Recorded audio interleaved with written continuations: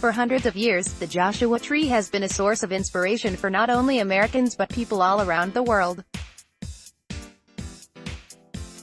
Its branches reaching to the sky reminded early settlers of the biblical story of Joshua raising his arms in prayer.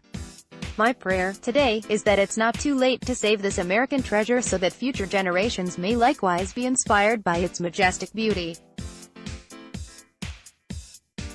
Born of the Pleistocene epoch, Yucca brevifolia has outlived mammoths and saber-toothed tigers. But without dramatic action to reduce our dependence on fossil fuels, Joshua trees may not live into the next century. But prayer is not enough to prevent the Joshua tree from extinction. It's also going to take robust action to defend the Joshua tree. Last week, Wild Earth Guardians filed suit against the Trump administration to force it to do its job, to safeguard the Joshua tree under the Endangered Species Act. The lawsuit stems from a petition to the Interior Department that Wild Earth Guardians filed more than 4 years ago, asking it to invoke the ESA's protections for the Joshua tree. Since the time of our initial petition, the situation for the Joshua tree has become even more dire. This June, scientists from the University of California, Riverside released a study which found that even under the best-case scenario, meaning with bold, aggressive action to reduce greenhouse gas emissions, only 1 in 5 Joshua trees will survive the next 50 years. Without such steps, the population will be virtually wiped out. In the midst of such apparent hopelessness, I remain faithful in the power of the public voice. After all, there's a long history of inspired citizens and a caring government protecting the Joshua tree.